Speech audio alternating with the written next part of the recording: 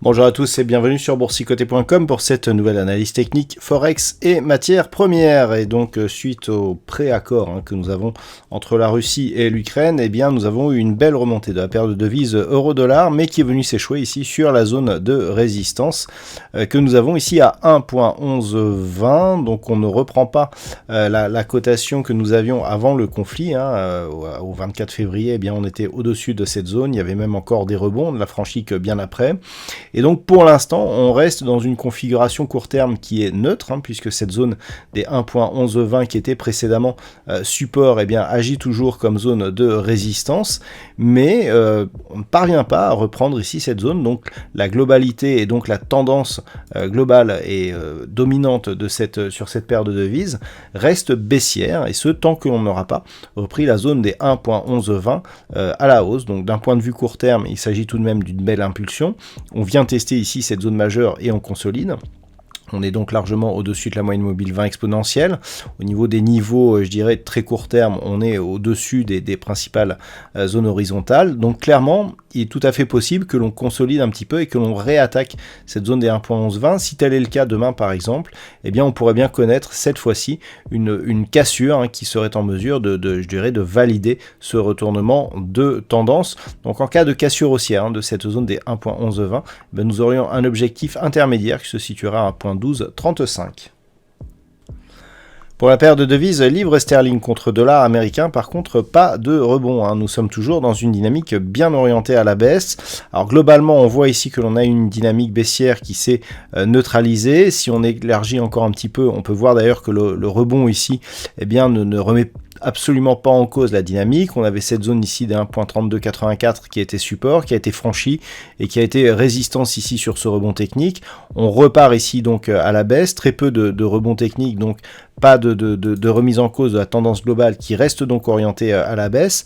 Et d'un point de vue court terme, eh bien, on a ici une impulsion qui vient chercher une zone de support majeur. Le rebond se fait sur la moyenne mobile 20 exponentielle et on casse ensuite cette zone des 1.3080. Donc clairement, on est dans un signal de poursuite ici de cette dynamique baissière. Donc il faudra attendre la clôture de cette bougie pour bien constater une clôture de ce niveau horizontal en clôture de la bougie, donc une fois la bougie close. Et le fait que l'on continue ici, eh bien, nous donnera de nouveaux objectifs. Alors avec une paire de devises livre sterling contre dollar américain, qui pourrait, en cas de rupture donc de cette zone, eh bien, revenir sur ce niveau intermédiaire ici des 1.30, puis poursuivre en direction ici de la prochaine zone de support qui se situe désormais à 1.2870. Sur l'or, nous sommes toujours là aussi dans une dynamique plutôt baissière. On est revenu tester une deuxième fois la zone des 1890 $ l'once. On avait eu un premier test ici sur une tentative de franchissement des 1910. On est vite remonté, mais le fait que l'on teste ici à plusieurs reprises ce niveau nous indique que l'on pourrait peut-être continuer à la baisse. Alors, par rapport à la tendance globale, on est toujours ici sur une impulsion haussière. On est venu retracer 61,8% de Fibonacci donc de cette dynamique. Un franchissement ici de cette zone des 1891 nous donnerait un signal de poursuite donc du mouvement baissier en direction d'un retracement total, à savoir ici la zone des 1780 $ l'once. Donc on n'en est pas encore là.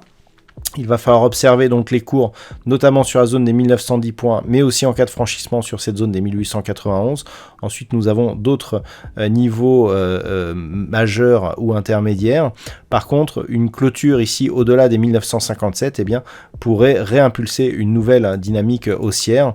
Donc pour l'instant, on surveille toujours les mêmes zones, 1957-60 à la hausse en cas de reprise donc d'un mouvement haussier, et 1910-1891 à la baisse sur une poursuite ici du signal très court terme qui reste donc lui aussi orienté à la baisse.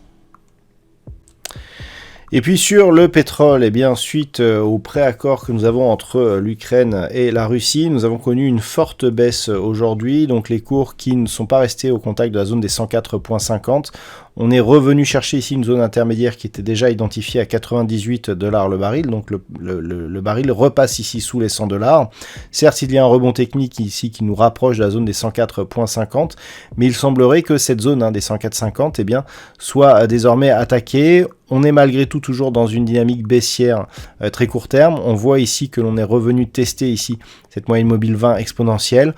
Donc pour l'instant, pas de signal de retournement. Attention toutefois à ces histogrammes du MACD. Le RSI est plutôt baissier. Donc on pourrait continuer, sauf si les cours revenaient durablement ici au-dessus des 104,50. Puis s'attaquer par la suite à cette moyenne mobile 20 exponentielle. Mais pour l'instant, on reste dans un mouvement baissier.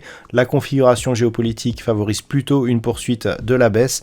Un franchissement ici de cette zone des 98 $ le baril eh bien, pourrait faire revenir le pétrole sur cette zone de support des 91,80 $ le baril. Et enfin, on termine avec le Bitcoin qui poursuit donc sur son mouvement haussier suite au début de la semaine à ce franchissement de la zone des 45 000 $ pour un Bitcoin. Eh bien, on continue ici à remonter. On a testé les 48 000 aujourd'hui avant de se stabiliser. Donc globalement, on reste ici dans une configuration de retournement. Ce n'est que sur rupture haussière ici des 51,800 que l'on pourrait reparler d'une reprise de dynamique haussière sur cette crypto-monnaie. Pour l'instant, on est dans le prolongement ici d'une phase de baisse qui s'est neutralisée et qui tente ici un rebond technique. Mais lorsque l'on regarde globalement, on reste toujours ici dans une dynamique baissière et notamment la rupture ici de ce point bas significatif avait retourné la tendance moyen-long terme du Bitcoin à une dynamique baissière. Ce n'est qu'au-delà des 51 800 points avec ici ce point haut significatif eh bien, que l'on reprendrait des biais haussiers sur cette crypto-devise. Pour l'instant, on est toujours dans un mouvement qui globalement reste sur un rebond technique. Voilà donc ce que l'on peut dire sur l'analyse technique de ces principaux actifs Forex, matières premières et crypto-monnaies. Je vous souhaite de passer une très bonne soirée. On se retrouve dès demain pour d'autres analyses techniques, toujours sur le site boursicoté.com.